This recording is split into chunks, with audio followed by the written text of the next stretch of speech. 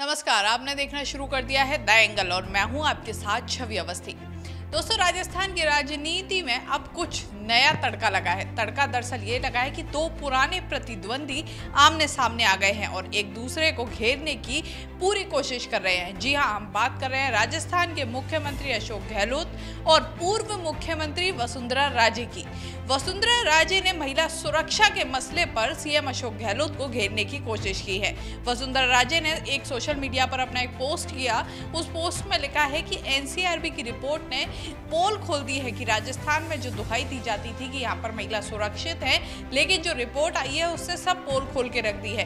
क्योंकि एक रिपोर्ट आई थी जिसके अनुसार राजस्थान में महिला सुरक्षा को खतरा है और महिलाओं पर अत्याचार ज्यादा हो रहे हैं। उसे देखते हुए वही रिपोर्ट और उसके साथ कुछ न्यूज़पेपर्स की कटिंग वसुंधरा राजे ने अपने सोशल मीडिया पर शेयर की है। इसी के साथ साफ तौर पर निशाना साधा है मुख्यमंत्री अशोक गहलोत पर और कहा है कि उनकी सरकार के दौरान राजस्थान में महिला सुरक्षा बेहद ही खराब है, दयनीय स्थिति में है।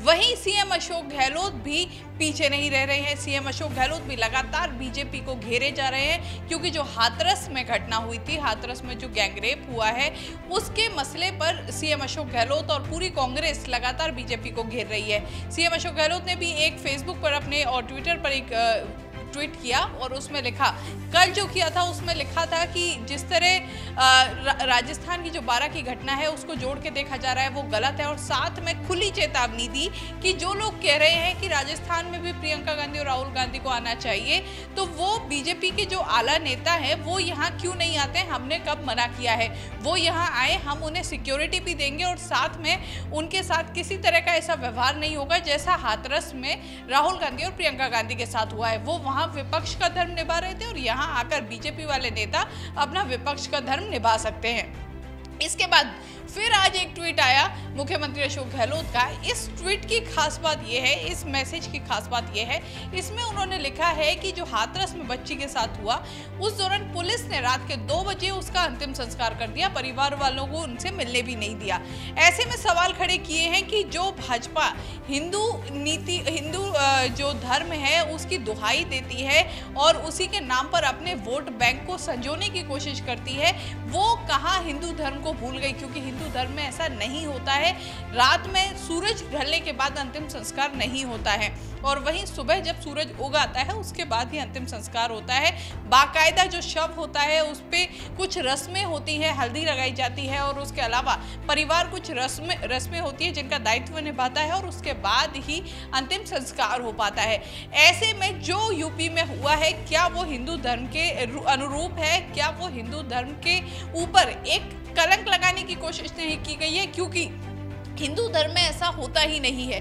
अगर हिंदू धर्म को मानने वाले लोग ही ऐसा करेंगे तो वो किस बात की दुहाई देते हैं। साफ तौर पर निशाना साधा है भाजपा की पूरी जो एक मानसिकता कह सकते हैं कि जब से मोदी सरकार आई है तो एक हिंदुत्ववादी मानसिकता को आगे लेके चले हैं और उसी के दम पर वोट भी मांगे हैं। लेकिन इस बार इस जो ये घटना हुई है इससे उस मानसिकता को कटघरे में खड़ा कर दिया है, क्योंकि हर कोई जो भी, चाहे वो हिंदू धर्म से हो या किसी अन्य धर्म से, सभी की अपनी रीति रिवाज होते हैं और हर कोई उन्हें मानता है।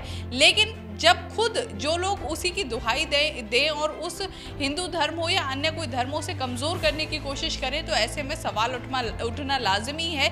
और यही यहाँ पर भी हुआ है, क्योंकि जो हाथरस में बच्ची के साथ हुआ, रात के 3 बजे जो उसका अंतिम संस्कार हुआ, पेट्रोल डालकर अंतिम संस्कार किया गया, जबकि ऐसा कभी भी किसी भी अंतिम संस्कार में नहीं किया जाता है। अंतिम संस्कार उन संस्कारों में से एक है जो बचपन से लेकर एक जो संस्कार बनाए गए हैं हमारे, चाहे वो पुराने ग्रंथ हो, हमारी संस्कृति हो, उसमें कुछ संस्कार रहे हैं। बचपन से लेके अंतिम जब व्यक्ति मर जाता है उसके बाद जो अंतिम संस्कार होता है वो एक आखिरी संस्कार होता है। और इस तरह की इनकी एक प्रॉपर रीति होती है, एक रिवाज होता है, परंपराएं होती हैं, लेकिन उनको अलग एक तरह से एक कह सकते हैं कि एक तरफ रखे और अपनी राजनीतिक मंशा पूरी की गई या खुद को बचाने की जो कोशिश की गई है यूपी में, उसको लेकर सवाल खड़े किए हैं मुख्यमंत्री अशोक गहलोत ने। लेकिन इसी के साथ एक बात और समझनी होगी कि अब जिस तरह से राजस्थान के दो दिग्गज नेता एक दूसरे के सामने खड़े हो गए हैं, एक तरफ वसुंधरा राजे हैं जो लगातार अब सीएम अशोक गहलोत को घेरने लगी हैं, वहीं अशोक गहलोत है जो भाजपा को घेरने में कोई कसर नहीं छोड़ रहे हैं। दोनों तरफ से तीखे प्रहार हो रहे हैं, तीखे बयान आ रहे हैं, क्योंकि महिला सुरक्षा का मसला ऐसा है, जब वसुंधरा राजे मुख्यमंत्री थी उस दौरान भी ये मसला काफी उठा था और इसी को कांग्रेस ने इस मसले को उठा अपने कह सकते हैं कि खुद को आगे लाए थे और उस समय काफी प्रदर्शन वगैरह भी हुए थे। अब उसी चीज को लेकर बीजेपी भी तैयार है और वसुंधरा राजे ने अपने हाथ में ये कमान ले ली है, क्योंकि काफी समय से वसुंधरा राजे ज्यादा सक्रिय नहीं थी, अन्य नेता सक्रिय थे, लेकिन अब ऐसा लग रहा है कि वसुंधरा राजे फिर से पूरी तरह सक्रिय हो चुकी है और अन्य नेता जो ऊपर उठने की कोशिश कर रहे थे उनको शायद आला कमान से निर्देश मिल गया है नियंत्रण में रहने का, और यही वजह है कि बीजेपी के अन्य नेताओं से अब ऊपर उठ के वसुंधरा राजे खुद अपने लीडरशिप में चलने की कोशिश कर रही हैं और अपने लीडरशिप से आगे ले जाने की कोशिश कर रही हैं। हो सकता है कि ये आने वाले चुनावों की तैयारी हो जो अब से शुरू हो चुकी है। इसी के साथ एक बड़ी चीज ये भी है कि वसुंधरा राजे और अशोक गहलोत की टक्कर अभी की नहीं है, पुरानी है।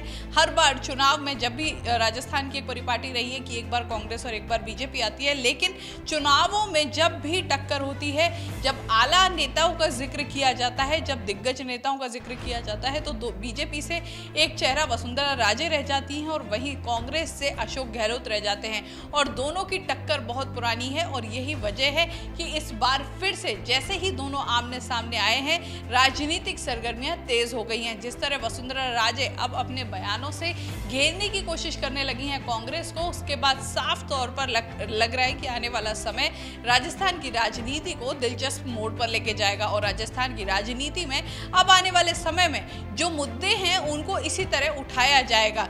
तो ऐसे में अब सीएम अशोक गहलोत भी चौकन्ने हो गए हैं, वो भी कोशिश करेंगे कि कम से कम मुद्दे दूसरी जो विपक्षी पार्टी है उसको मिले, जिससे कि जितने कम मुद्दे उनके पास होंगे उतनी ही कम जवाबदेही होगी और उतना ही कम राजस्थान में जो कांग्रेस है उसको कमजोर करने की कोशिश की जाएगी। और यही ध्यान में रखते हुए सीएम अशोक गहलोत फूंक कर कदम रख रहे हैं, हर रोज कोई ना कोई नई योजना शुरू कर रहे हैं। हाल ही में महिलाओं को जो राशन की दुकानें हैं उसके लिए जो आवंटन के लिए एक आरक्षण दिया गया है, महिलाओं के मुद्दे पर खास गौर किया जा रहा है।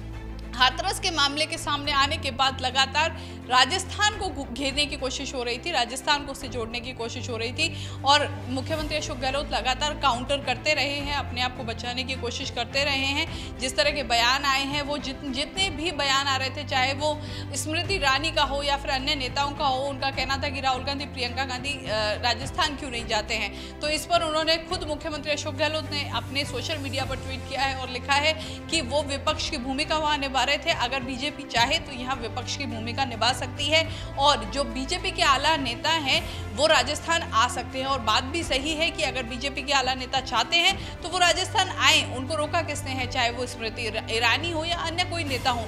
जिस तरह राहुल गांधी, प्रियंका गांधी यूपी गए हैं, उसी तरह उनका भी बनता है कि वो राजस्थान में आए, अगर कहीं कोई किसी तरह की घटना होती है तो आवाज बुलंद करें। अब इसी चीज को ध्यान में रखते हुए बीजेपी की कमान लग रहा है कि वसुंधरा राजे ने अपने हाथ में ले ली है और अब जल्द ही बीजेपी इसको लेकर प्रदर्शन भी उग्र करने वाली है, क्योंकि जिस तरह का माहौल हाथरस में है, अब कोशिश की जाएगी कि उसे डाइवर्ट किया जाए। वही मुख्यमंत्री अशोक गहलोत इसके लिए तैयारी करते नजर आ रहे हैं। सबसे बड़ा मुद्दा है महिला सुरक्षा का और इस बार लग रहा है कि इसी मुद्दे को लेकर दोनों आमने सामने आ चुके हैं और कमबैक कर लिया है वसुंधरा राजे ने। सबसे मेन चीज ये है कि चाहे बीजेपी हो चाहे कांग्रेस हो, हर बार इस तरह के मुद्दे आते हैं। बीजेपी सरकार में भी महिला सुरक्षा का मसला चरम पर रहा था और अब कांग्रेस में भी इसी तरह का है और वहां यूपी में जहां बीजेपी की सरकार है वहां भी यही मुद्दा है और कांग्रेस उस मुद्दे को उठा रही है। बात पार्टियों की नहीं है, बात मुद्दे की है। मुद्दा है महिला सुरक्षा और जब तक सभी पार्टियां एकजुट होकर इस पर कोई फैसला नहीं लेती हैं, एकजुट होकर कोई सख्त कार्रवाई नहीं करती हैं उन आरोपियों पर, तब तक इस तरह की घटनाएं होती रहेंगी। इसलिए जरूरी है कि आम जनता खुद जागरूक हो, सवाल करे, जो भी नेता आए उनसे पूछे कि क्यों इस तरह की घटनाएं हो रही हैं और कब इन्हें रोका जाएगा, चाहे वो बीजेपी का हो चाहे कांग्रेस का हो। उसी के बाद शायद इस तरह की घटनाओं पर नियंत्रण पाया जा सकता है। इस तरह की खबरों के लिए द एंगल देखते रहिए। हमारे चैनल को जरूर सब्सक्राइब कीजिए। अगर आपको वीडियो पसंद आया है तो उसे शेयर भी कीजिए। नमस्कार।